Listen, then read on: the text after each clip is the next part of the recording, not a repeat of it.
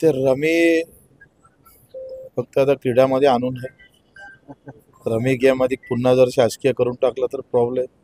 तेवढी एक त्यांनी मेहरबानी केली पाहिजे. आणि आता रमी त्यांनी बंद केली पाहिजे महाराष्ट्रात. आम्हाला कोकाटेकडून त्याच अपेक्षा आहे. ते नाशिकचे आहे, चांगल्या भूमीतून तिथे गेलेले आहेत. तर त्यांनी हा जो रमी, त्याच्यामुळं लाखो शेतकरी मजुरांच्या, गरीब मुलांचा आज मोठा आर्थिक संकट त्याच्यावर आलेला आहे. त्याच्यासाठी आता माणिकरावनं पुढाकार घेतला पाहिजे या राज्यातला रमी गेम बंद करण्यासाठी. जसं तुम्ही माणिकरावांकडनं अपेक्षा करताय तसं दत्ता मामा भरतेंकडनं काय अपेक्षा ठेवणार आहे शेतकऱ्यांविषयी? तर ते हाडा मासाचे शेतकरी असं त्यांनी सांगितलं. वाटते 90% आमदार, खासदार, मंत्री हे हाडा मासाचे शेतकरीच आहे. पण त्याचा हळही आमच्यासाठी राहत नाही, मासही कामी येत नाही. म्हणजे अतिशय वाईट अवस्था आहे. ज्याची संख्या जास्त आहे शेतकऱ्याची, ज्याचे प्रतिनिधी जास्त आहे आणि तोच पाय घासून घासून मरतं, ही या शेतकऱ्याचं सगळ्यात मोठं दुर्दैव आहे. आज कशालाच भाव नाही आहे, ना द्राक्षाला, ना कांद्याला आहे, ना कुठं. खताचे भाव वाढत जात असताना पुन्हा शेतीमालाचे भाव दिवसांदिवस पडत जातं.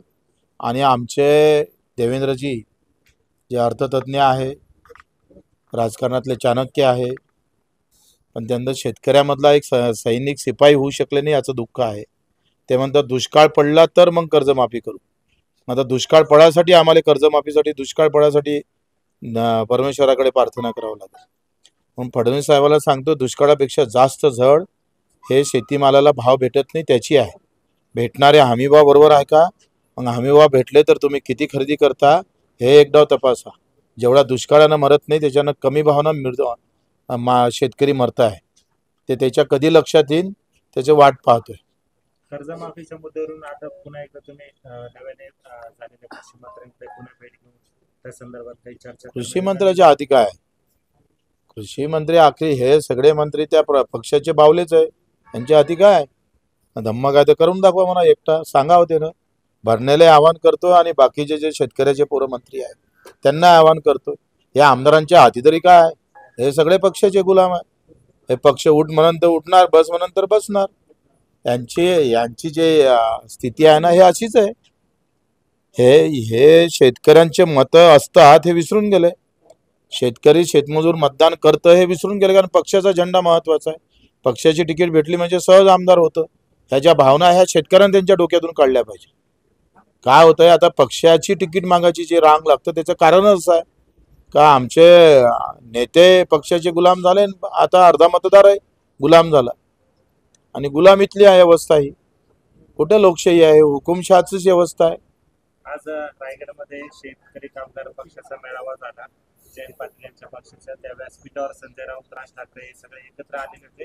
मात्र राज ठाकरे पुन्हा एकदा मराठीच्या मुद्द्यावरून आक्रमक होताना दिसले. अमित शहा आणि पंतप्रधान नरेंद्र मोदी यांच्यावर देखील त्यांनी टीकेची जोड केलेली आहे. एकूणच गुजरातमध्ये हिंदी सक्ती केली जात नाही, मात्र महाराष्ट्रामध्ये हिंदी सक्तीचा निर्णय लागताय. त्या मुद्द्यावरून पुन्हा एकदा ते आक्रमक झालेले. आपण कसं बघतायचे? प्रश्न सक्तीचा नाही आहे, प्रश्न त्या मराठीच्या व्यवस्थेचा आहे. आणि ती व्यवस्था सुधारावी एवढंच त्याचं आहे. ते दिसाले जरी सक्ती असली तर ती व्यवस्था आहे. आणि आम्ही तर त्या वादात पडत नाही. म्हणजे कोण मुस्लिम, कोण हिंदू, कोण ओबीसी, कोण मराठा. आमचं म्हणणं आहे की आम्ही सगळे शेतकरी शेतमजूर आहोत. आम्ही कष्ट करणारी समाज आहे आमचा. तो सगळ्या जाती धर्मात आहे. तो मराठी आहे आणि तो हिंदी आहे. शेतकरी म्हणून जर वाचला तर मराठी असणाऱ्या शेतकऱ्याचा फायदा होईल आणि हिंदी असणाऱ्या शेतकऱ्याचा फायदा होईल. आखरी कष्ट जे आहे हे दुःख आहे, ज्या की आम्ही पाहिजे यातना आहे. आणि हे कष्ट सगळे असताना त्याच्याच माथी का कष्ट यातना येतं, दुःख का त्याच्या माथी येतं? आज काम करणारा कंपनीतला कामगार असू दे किंवा शेतात काम करणारा आमचा शेतकरी आणि मजूर असू दे किंवा तो मेंढपाळ मच्छीमार असू दे, हे जे कष्टकरी आहे हे मराठीच आहे. पण मराठी म्हणूनही त्याला न्याय भेटत नाही. याचं काय? तो ओबीसी आहे म्हणूनही न्याय भेटत नाही, मराठा आहे म्हणूनही न्याय भेटत नाही, हिंदू म्हणूनही न्याय भेटत नाही. आता कोणत्या धर्मात जाऊ त्यानं नवीन? व्यवस्था तुम्ही जाती धर्म आणि भावनेतल्या खेळातून आमच्या हक्काची लढाई मागं पडू नये एवढीच परमेश्वराला विनंती करतो. यांना विनंती करून फायदा नाही, कारण हेच परमेश्वर झाले आहे. शिक्षकांचा बिराड मोर्चा आहे, त्या मोर्चाला तुम्ही व्हिजिट देणार आहे. तर याआधी अनेक लोक पक्षांनी त्यांना पाठिंबा दिला, मात्र 25 दिवस झाले त्यांचा काही निकाल लागत नाही. एका इकडे गुरु मनाचा आहे आणि गुरुच उपाशी आहे. खरं तर RSS ची परंपरा गुरुवाराची आहे, गुरुची आहे.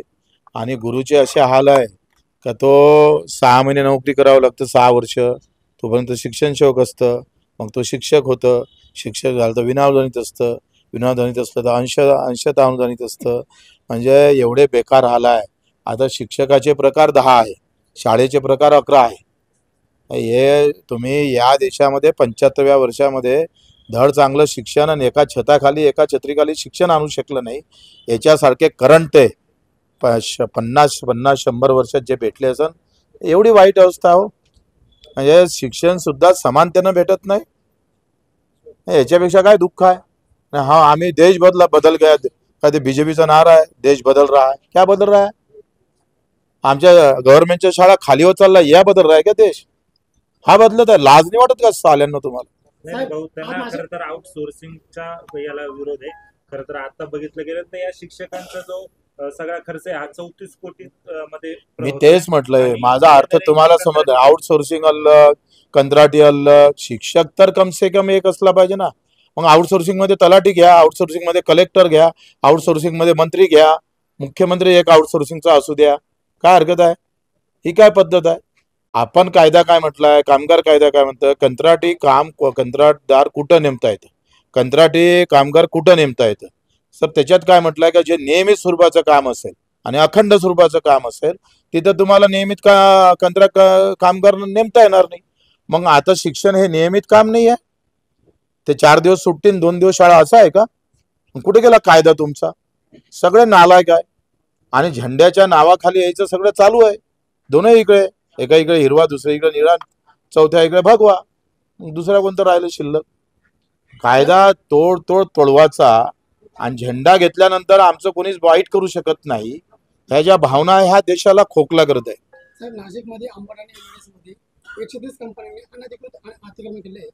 संतोष शर्मा वारंवार त्यांची पाठपुरावा करते, मात्र त्याला यश मिळत नाही. कंपनीचं अतिक्रमण निघन का हो? कंपनीचं सरकार आहे ना, अतिक्रमण कसं निघन? हा, तुमचं अतिक्रमण पानटपरीचं निघू शकते, गोरगरीब राहणाऱ्याचं अतिक्रमण निघू शकतं, आणि कंपनीचं अतिक्रमण निघणार या राज्यामध्ये, देशामध्ये? ते तर उलट अधिक जागा मागणार, तुम्हाला अथोराईज करून घेईन. माल भेटते ना तिकून, पैसे नाही भेटत. कोणाची अवकात आहे का? कोणी साला मर्द शिल्लक आहे का असा सरकारमध्ये?